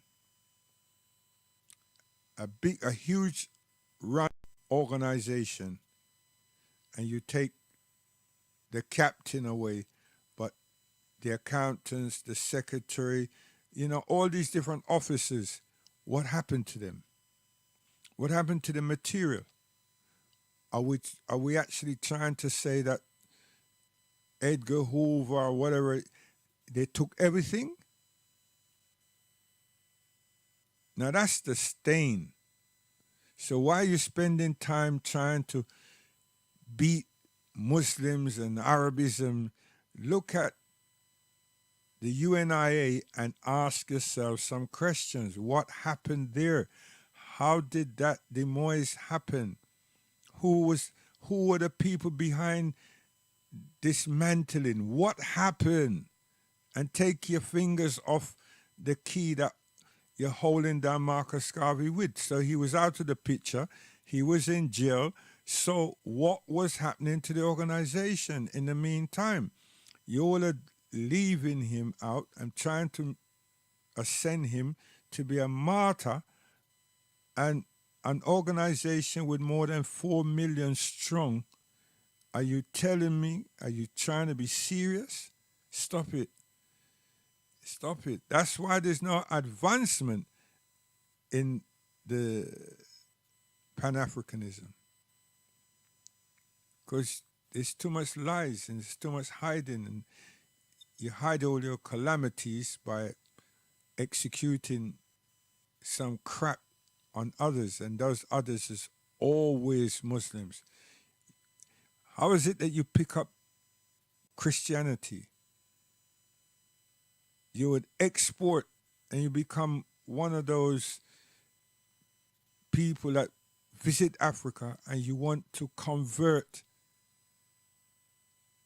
the African at home, how beautiful Christ has been to you and the shedding of his blood. And they are listening to you because you come from the white man without actually asking you, did the blood of Christ set you free as a slave? See? And you dumb nut is still talking that talk. It hasn't done it. Hasn't liberated anybody at all. And then you convinced yourselves and then convinced 3 generations that Christianity came from Africa. Now you want to convince the rest that Christianity was found in Ethiopia. Stop it. You haven't traveled. You haven't. You haven't. Guidance.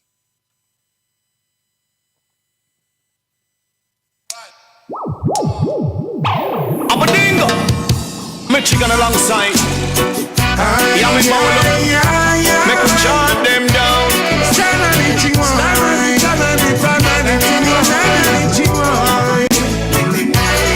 Nation will rise to crush the system. Too long the people are the victims. Evolution, where people are chanting. So much youth bloodshed. People will rise to crush the system. Too long the people are the victims. Revolution, where people are chanting. So much youth bloodshed.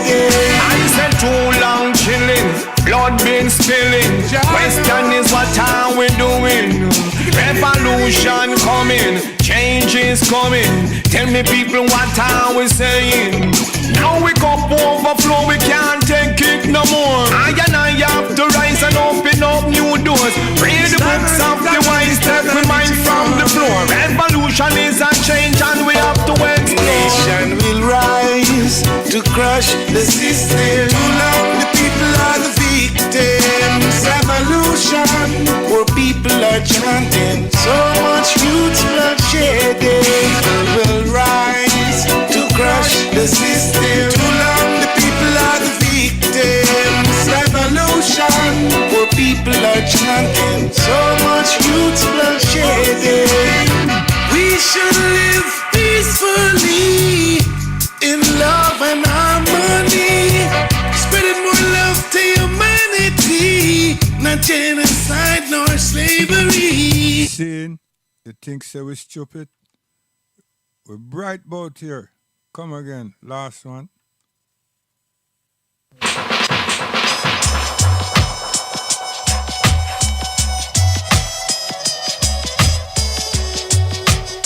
I pray thee.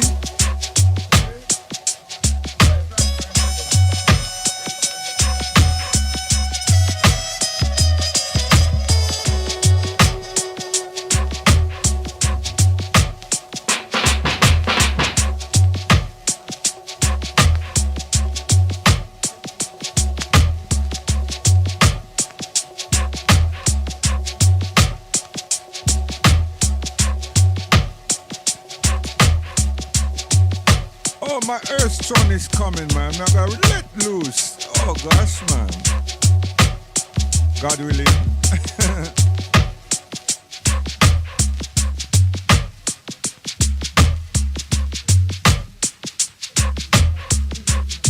You know, we still say good afternoon, mommy.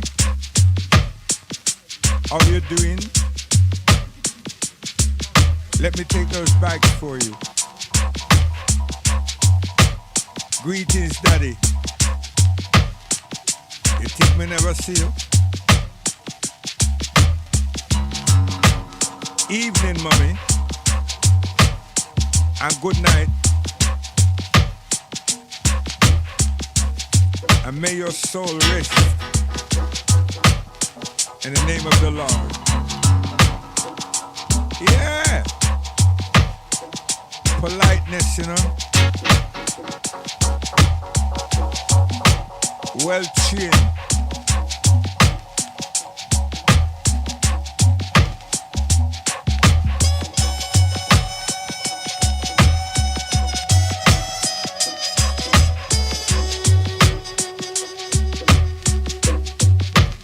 Mommy.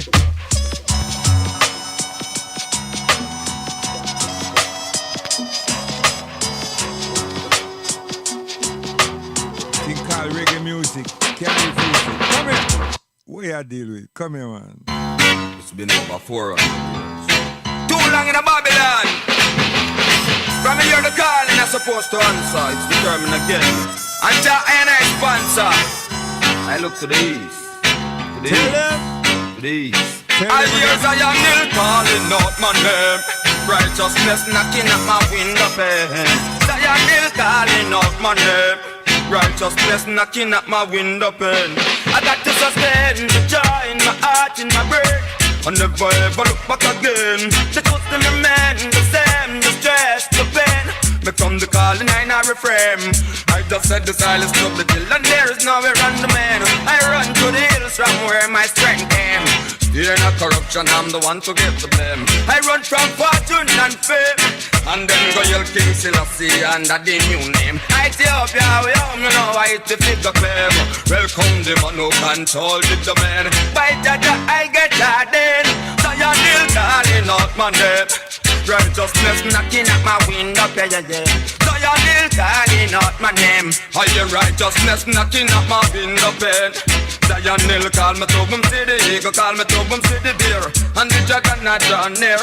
I can swear, call me away from evil people, call me away from things sincere. Because Zion is to be share.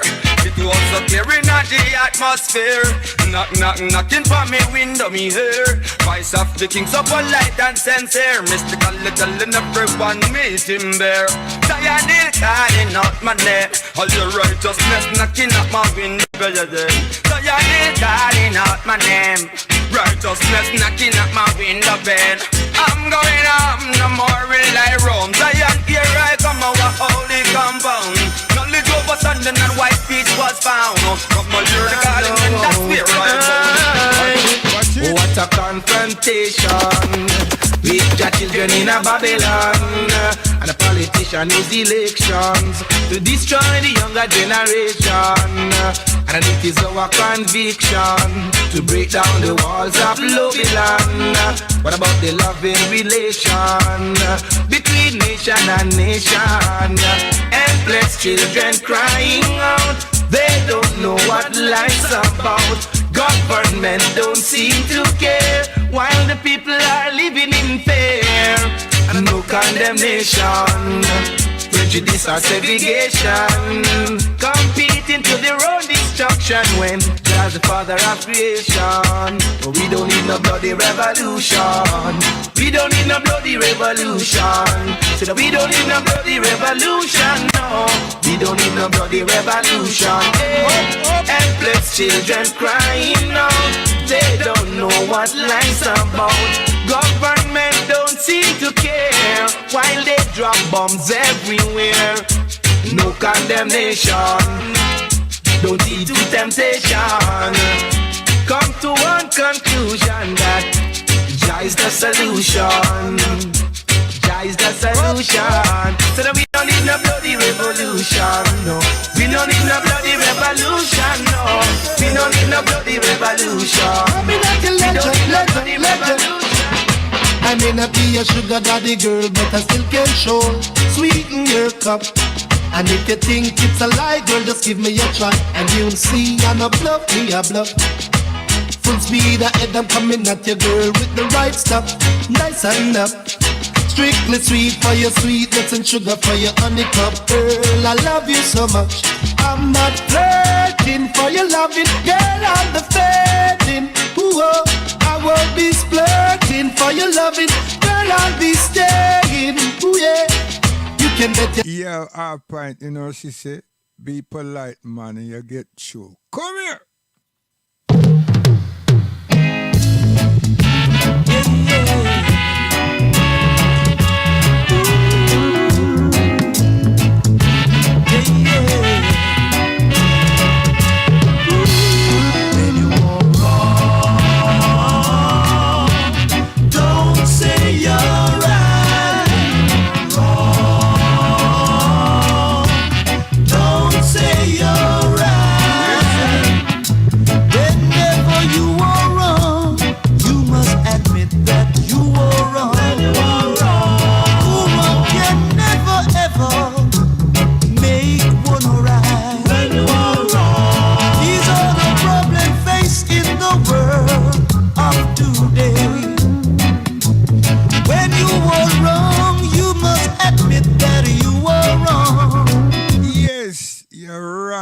You're double wrong, you're triple wrong, you're wrong, you can't write. Come here, gone.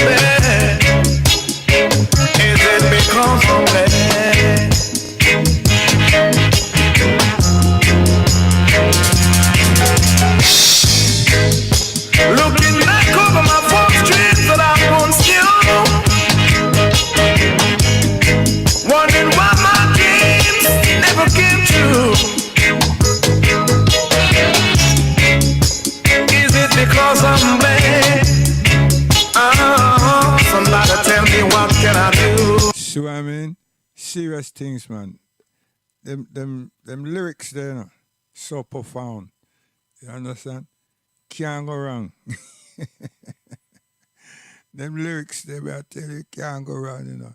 So anyone will try to turn it somewhere and make it wrong, that say you must be evil, seriously. You understand? So you know and we know, right? When those, we should, when those rhythms or those lyrics or those artists, and some of it too young to know, but you've heard, you understand? In a yard, your parents them talk about it and, you know, them type of thing there. So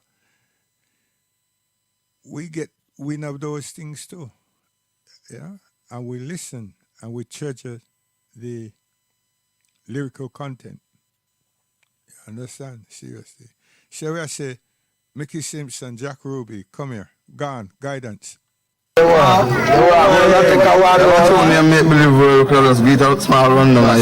after you. Yeah, slow tune.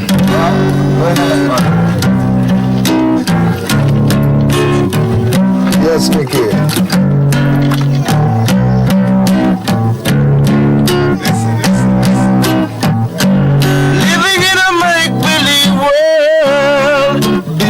Castles in the air,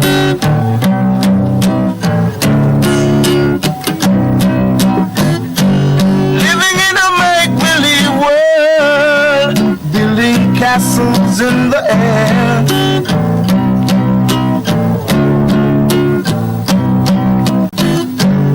You got your troubles, and I've got mine.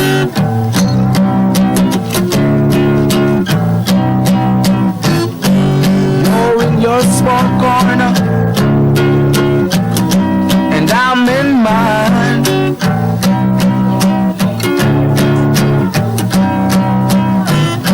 Yes, everyone got to find a piece of land. See it there? I wanna not do nothing. With 40 acres is, eh? And you wanna do that? Your ancestors worked that land and help build the infrastructure over 5, 6, 7, how much generation? Lay the train tracks them, break rock stone, clean river, swamps, and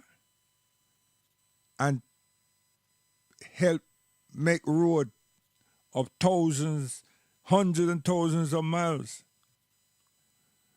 I want to still attack and behave stupid. And those of you who get an education lack sensibility. So no one can say that you're not bright. but your cultural modality is missing. It's missing. Your sensibility is missing. You understand? Too much bad lifestyle. Too much bad lifestyle. Don't follow no ethics, no principles, and lacking moral guidance. I tell you, you think that our imam was off key, off track? You're wrong. You just wanted to hurry come up. And the majority of your family them is in a penitentiary. Majority of them.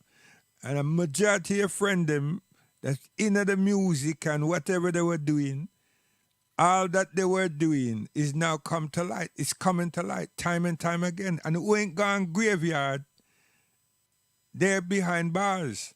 And who ain't gone behind bars, the things that they were doing out there, they're on the street begging as paupers and yet still had millions of dollars. Yo, reflection should be that. Where you all had opportunities, where you grab it, and then where you just dash it. Because you represent nothing. And change that concept and look at common courtesy, critical thinking, and change the narratives that you're on right now. Dash it. Throw it in the toilet, dig a hole, and bury it. Shit. You understand? Do you all understand? Stop pretending. Internet wafflers making African Americans and Africans look stupid every day. Wow. You're doing the Caucasian work. The ones that dislike us, you're doing the work for them. They didn't even ask you. You're just voluntarily doing this. Now, how stupid is that? How stupid is that? Remove the name Pan-African from among you. You're just disrespecting the label. Seriously. And maybe that's your purpose. Who knows? But what is hidden or you're protecting will be exposed. Check it for yourself, you know. And many of the people them you say you know, your people them knew of them and know many of them. You think say that on so smart that the stench ain't with you? Stop it, man. Stop it. So may God have mercy on your souls, all of you. Because you're still African. That's it. You're still African. So there's hope. There's hope. Charlie Chaplin, we are said. Mr. Chaplin, come here. Oh, this one dedicated to all of the man them who sniff them liquor this and sniff them liquor that. Well, me I sure say drugs is a disgrace and it a take over the whole of the place. John, racism, fascism, innocent killing, cocaine, blood stain and heroin smoking, malicious, gluttonous and covetous, envious, vigorous, well dangerous, humiliate, less faith and pay pirate, eat food, go to bed, no prayers, no grace, them no have no class, them no have no taste, them a use our drugs and a mash up the place, say me afraid of you, say drugs man, say me afraid of you. Lord, but you know dread. Said every man have a right to decide his own destiny. Yeah.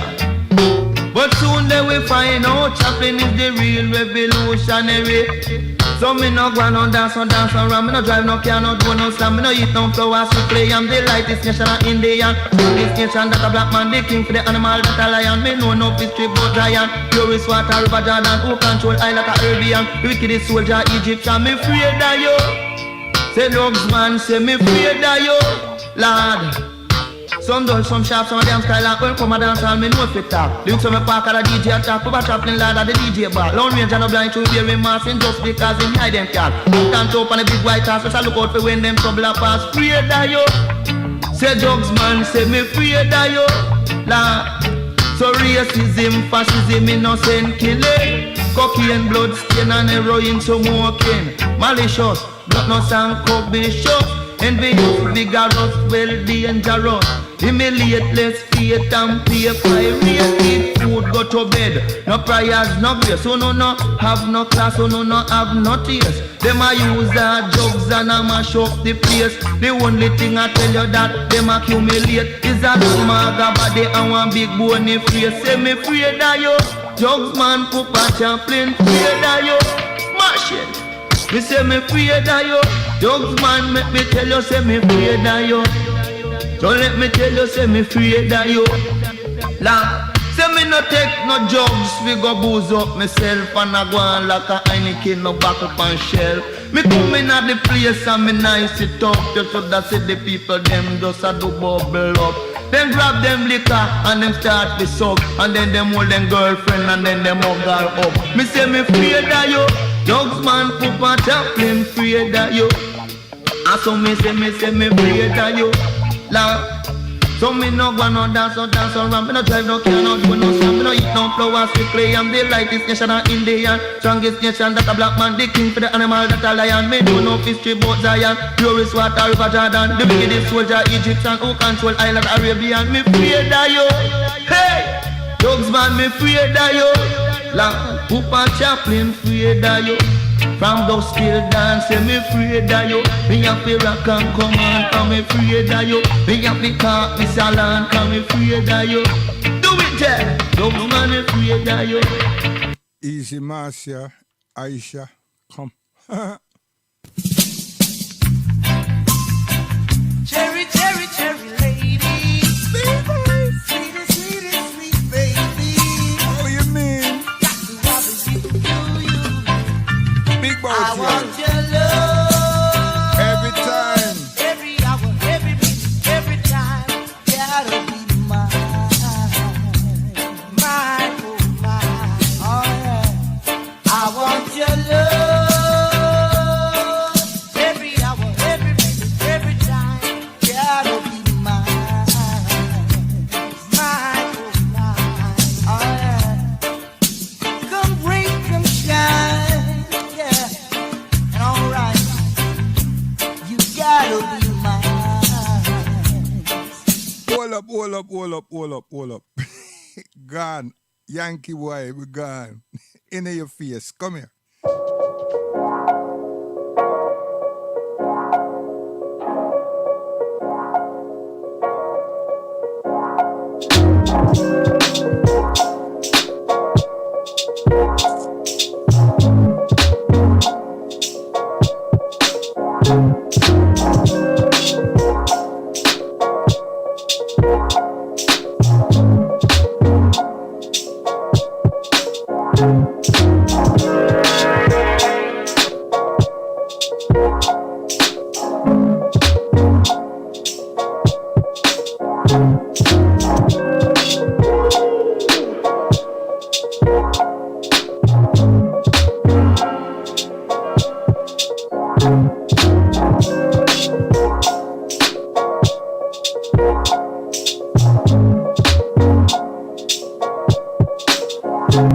You know, you all haven't even spoken one time about convict leasing.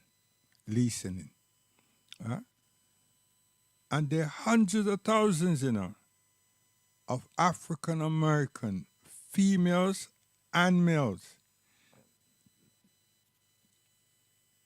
in plantation or farm slaves. Huh? Yes. For the simplest of something, and some don't do nothing. Them just get round up. Right? Convict leasing it. Huh? And that's where you get some of your little boxers and gridiron football people them from. And it's owned by somebody, you know what I mean? And that should be a major worry to you all. People them just go missing. and them a broke rock stone working on plantation, all kind of something.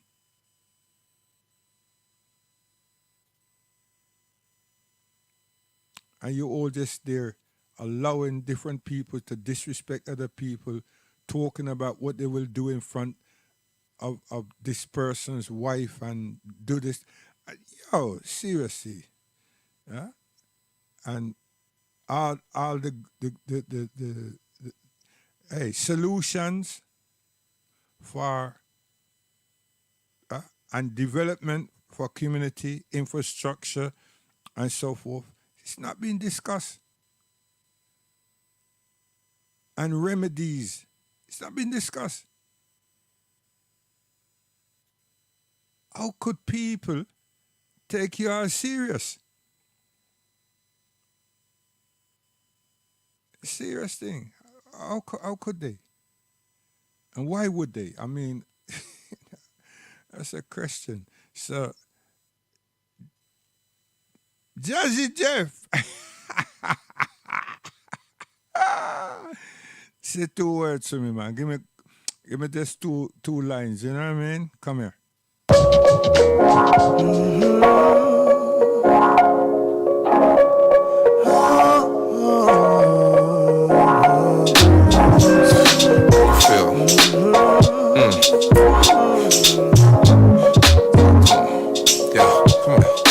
Yo, just feeling the way that I do.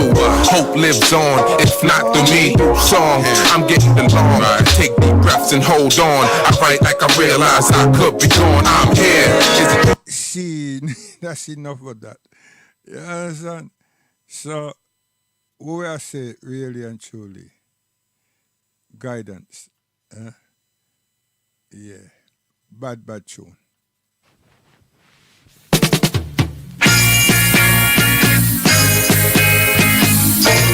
Whether you are ballet,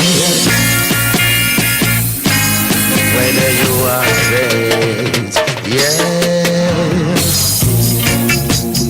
Rastaman, Rastaman, make your heart be troubled and get you to be rude. You hear what they say?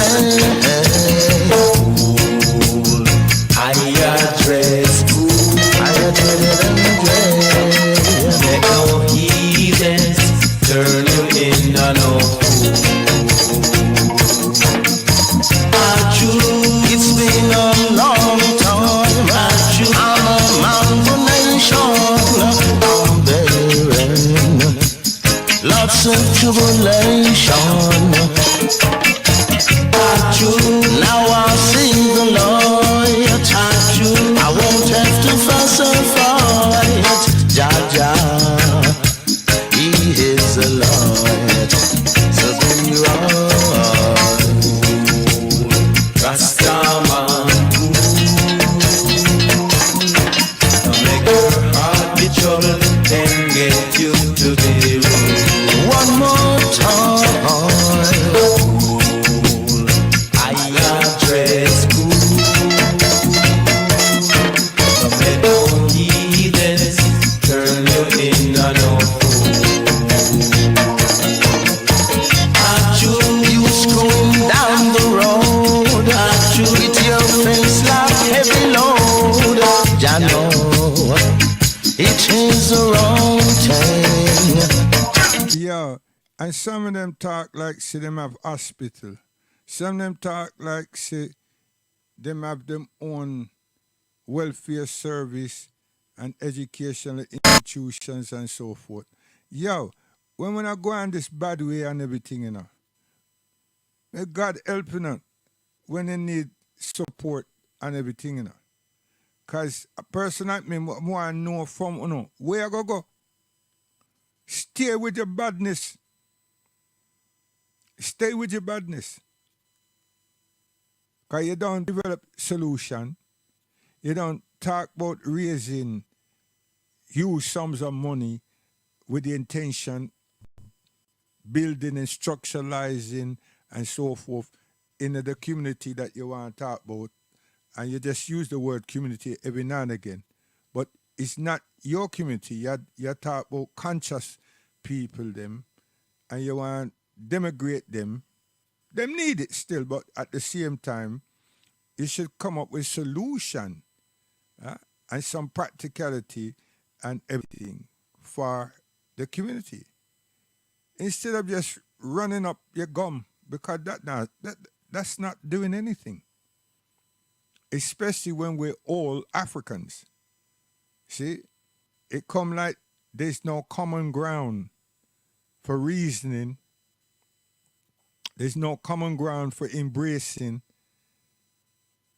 And why is that? Because them stubborn and you ignorant? Are they ignorant and you stubborn? Come on. But over you say Pan-African, and over that, sir, they must say them are activists. You understand? Now, I would think that if there were a real crisis between life and death, them conscious people over there, sir, them not gonna turn around and look like them a watch picture. They're gonna come and stand up shoulder to shoulder with you all to give you strength. That's what I think. I hope someone don't prove me wrong. That's what I think. But then they started out hustling. See, they started out hustling. And even some of the founding fathers, Dr. Ben and all these people wasn't wary of them because these people were taking care of their health to the best of their abilities.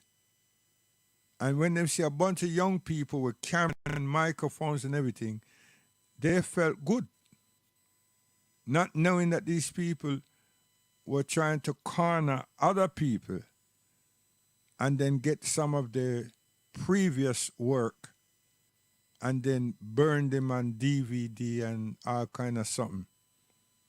And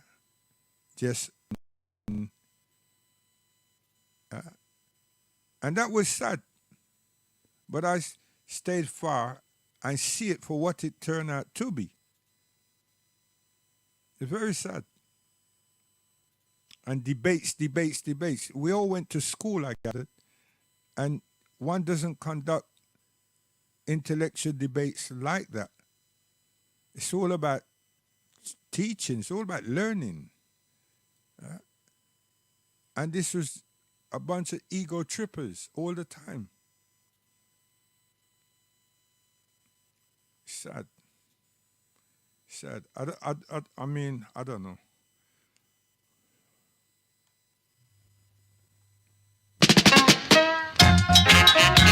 Whoa, yeah. In a Babylon. Yeah. In captivity, dreadlocks send down a Babylon to warn the nation. Tell them about your love. Tell them about your love. Dreadlocks send down a Babylon to warn the nation. Tell them about your works. Your love so true. It stand pure and clean. To rally round the red, gold and green. Yeah. To rally round the red, gold and green. Black man, look in yourself. This is the time we all must unite. We all must unite. See, profound words, guidance. We all must unite. Don't wait till everything push. And then you turn around and said, if I don't need it, no. You understand? And how long is time? Time is a lesson learned. Let me tell you. Time is a lesson learned. Life is time. How long is it?